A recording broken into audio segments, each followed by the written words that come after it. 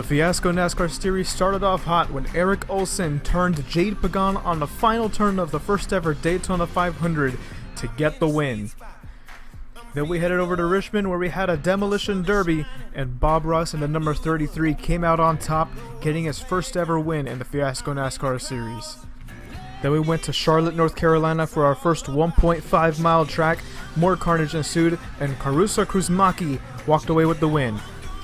Last week in Bristol, our points leader Eric Olsen got involved in an early incident, leaving him with no points. And on the very last lap, Freddie Martinez passed Manny Benegas to get his first win in the Fiasco NASCAR series and take the points lead going into Dover. He is up on Bob Ross by 7 points, but not too far behind is Karusa Kruzmaki, Eric Olsen, Manny Benegas, and Kyle Bunch. Our starting lineup for today, Alex Nieto is on pole. Who is going to walk away with the win here at Dover? Who's going to walk away with the points lead? Find out now on the Fiasco NASCAR series.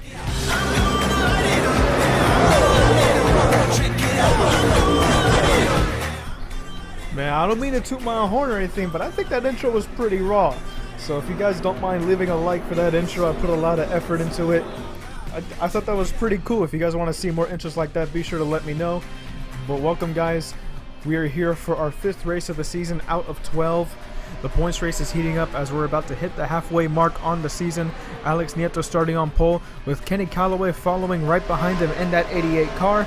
The 88 and the 11 both have not gotten the win this season. Every single race this year has had a different winner.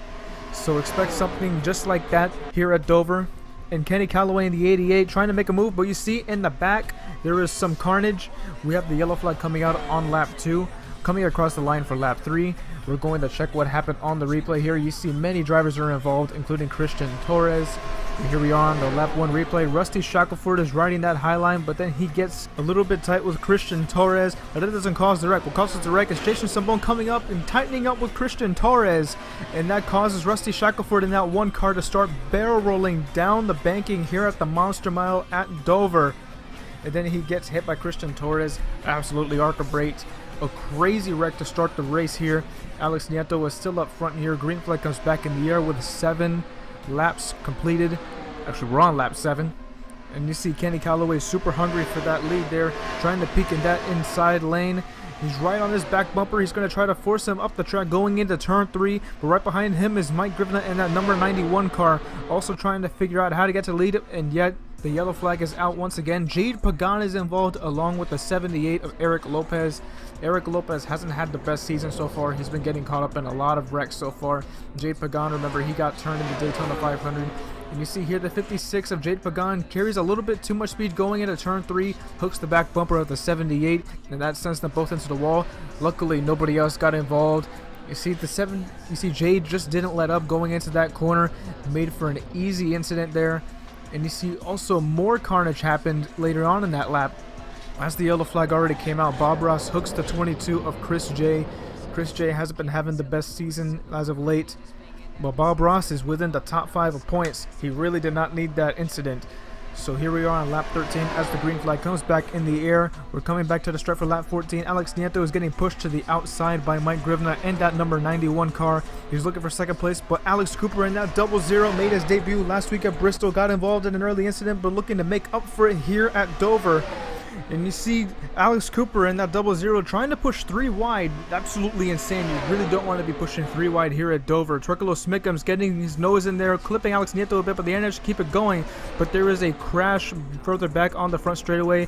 Tim Wilson, he still has no points this season. He's been getting wound up in wrecks every single race. Another tough break for him here, but it looks like he will be able to carry on. Bob Ross, it looks like his day is done. He will definitely fall in the points. You see they're already running 3 wide, but Tim Wilson decides to poke his nose in his teammate, Freddie Martinez. Hendrick Motorsports teammates right there. Freddie Martinez is in the points lead. I don't understand why Tim Wilson is putting his teammate in such a bad position when he has the points lead, and Tim Wilson is on the bottom of the standings.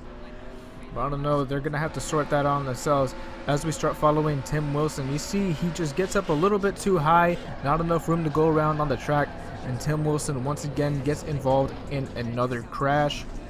Hopefully he will be able to keep it going, but it looks like Bob Ross's day is going to be done as we check here. Rusty Shackelford, Jade Pagan, Bob Ross, and Chris J are all out of the race. Eric Lopez and Tim Wilson. No, that's not Tim Wilson. Jason Sambon, they're both a lap down, but Tim Wilson is still on the lead lap, which means he still has a chance to get some points this season and in this race. So with the green flag comes back out on lap 20, we're about halfway through this race. Kenny Callaway running away with it a little bit.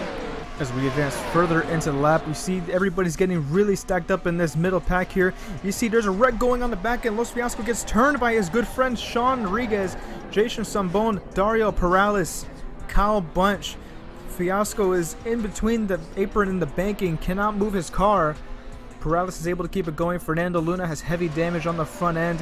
Tim Wilson involved in that again. Brian Pagan arca brakes Jose Hernandez.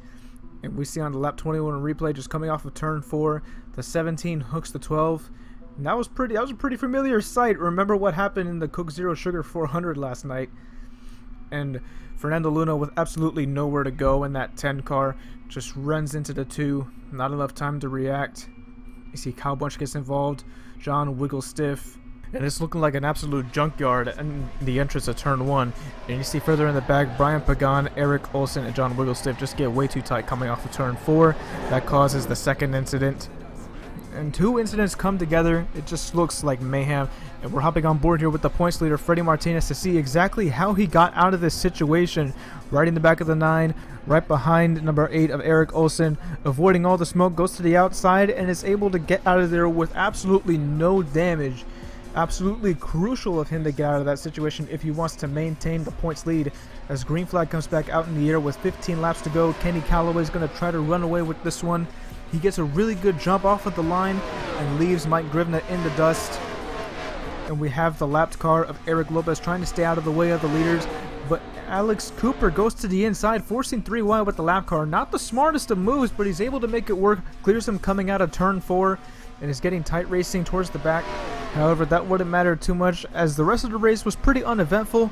Around lap 39 to 40, Kenny Callaway and the number 88 has pretty much run away with this here at Dover as he laps Jason Sambon again. White flag comes out, and it looks all but certain that Kenny Callaway is going to get his first ever win in the Fiasco NASCAR series, with Mike Grivna finishing second. You see Alex Nieto and Caruso Krusmaki, 2 Joe Gibbs racing machines, fighting for 3rd place. And in the middle of turn 3, coming out of turn 4, the number 88 of Kenny Callaway can celebrate because he just got his first ever Fiasco NASCAR Series win at Dover. A big congratulations to Kenny Callaway, and with that he moves up to 3rd in the standings, just 1 point behind the leader Caruso Krusmaki. Freddie Martinez with that result gets bumped down once, and look at the points. From 1st to 5th, it's only separated by 8 points. So if you guys did enjoy that video, be sure to leave a like, comment, and subscribe down below. And I will see you guys for the next race in Indianapolis. Part of me just wishes I could be a different kind of sinner. When bullets meet the opposition, man, no one's a winner. Fucking up, I swear to God that I'll change it. Give me a chance to win your love and I'll take it. Part of me just wishes I could be a different kind of sinner.